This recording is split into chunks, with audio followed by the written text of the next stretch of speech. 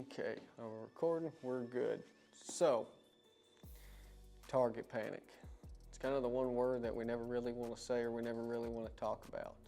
But there's kind of like a little black cloud over us that we shoot good some days and other days we just smack our releases and we're not pulling good shots. We're locking low, we're locking high. We're just off target and we build up this intense anxiety to have to get off the shot. Now, what do we do to counteract that? We get a hinge release, we get a thumb button release, we get coaching, we do everything and anything that everybody tells us that we need to do to try and fix it. But sometimes it works and sometimes it never really fixes anything. And it might work for a couple months and then go back through and you're doing the same thing over again. But what if I told you that one of the reasons you have target panic so bad is because of your stabilizers and your sidebars? There's been kind of a trend going around for a long time, and I have been victim of it myself, and that is adding a lot of weight on your bars. So let's get into everything on stabilizers and how to fix your target panic. So how do we set up our stabilizers? So what I do whenever I set my stabilizer up, my hunting setup, I got a 12-inch front bar and a 7-inch back bar. That works good for me. It's short inside of a blind, even with the offset at the bottom end of the riser on my bow. The lower bung for the stabilizer, it makes it a 15, and that's still short enough for me to be able to shoot inside of a blind, and it's still stable enough to be able for me to shoot long shots and have a good hold. And you can shoot, that's what works for me. And then I got a 7-inch through back bar.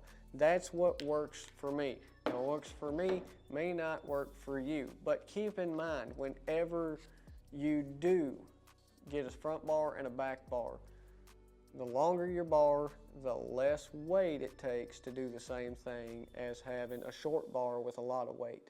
The longer the bar, the less weight. Shorter the bar, the more weight. That's why you see tournament archers having a lot of weight, like twice the weight on their back bar as they do their front bar, because with their back bar is shorter and they have to put so much more weight on it to get a good balanced feel as their front bar does with the weight on it. So they're trying to counteract that, if that makes sense. You set it up, just kind of get a general feel. You know, I got 12 and 7. For you, it might be 10 and 8. It might be 6. It might be 15 and 12. I mean, you can go on and on and it might be 6 and 6. You can go on and on for whatever you want. But when I set it up, I always start with 2 ounces in the front and 4 ounces in the back. I'll shoot that and I'll see how that feels. And I'll start adding weight there. I always end up with about 4 to 5 ounces on a 12 to 15-inch bar. And where I started messing up was putting so much weight on my back bar. I had 16, 20 ounces on my hunting setup on my back bar, and my bow got so heavy in the back that my pin started floating up. And I would hold pressure down to try to counteract that float that I'd shoot and break down low every time.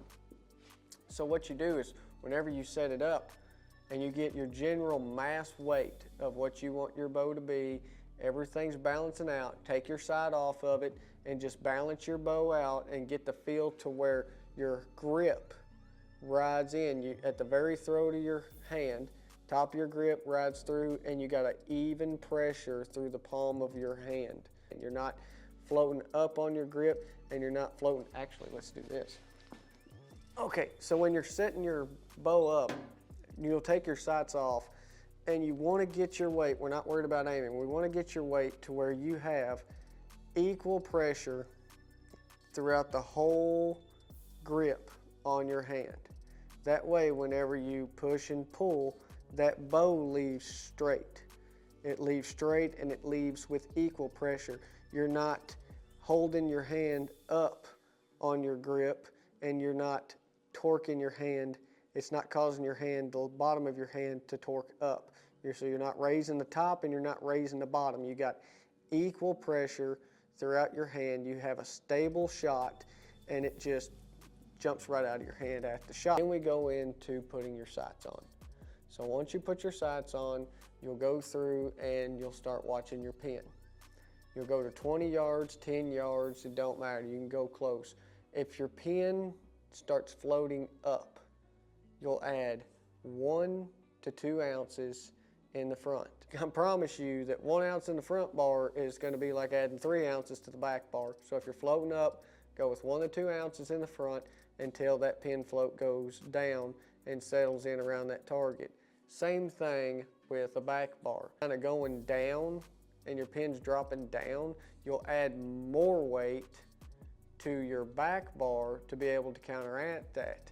Now with that being said, it gets to the point where people just keep adding and adding and adding and adding weight, and that's where you get into the whole dilemma of everybody having 30 and 60 ounces on their bows. So it's kind of a give and take. You're kind of going back. You're taking ounces off here, adding ounces here, but you want to just get a mass weight of your bow and your setup in your head and try to stay around that mass weight that's comfortable for you.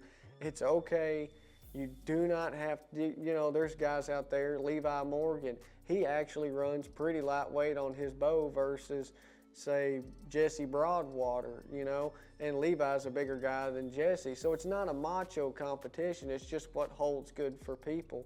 And you just got to find a setup that holds good for you, and don't get into the whole dilemma of you got to have a bunch of ounces on your bow. But you also don't want to have not enough weight on your bow to where wind and stress counteract your shot, because when we get into wind situations or we get into stressful situations, we do things differently than when we're calm. So you want enough mass weight on your bow and you want enough bias on your bow that whenever you get into wind and stressful situations, you are able to still hold good and still be able to have good form and execute a good shot. I hope you guys learned something from this. I hope this helped some of y'all out, and I hope this gets y'all to try new things. And you know, stabilizers are a trial and error thing. It takes a while. This is nothing that you're gonna figure out over a weekend. It's gonna be a long time, you know, couple weeks before you ever get really the feel of your bow. You're gonna change stuff over time on your stabilizers till you get it to where you like it. So if you don't figure it out in a weekend, don't beat yourself up over it. But that's all I got, guys. See y'all next time.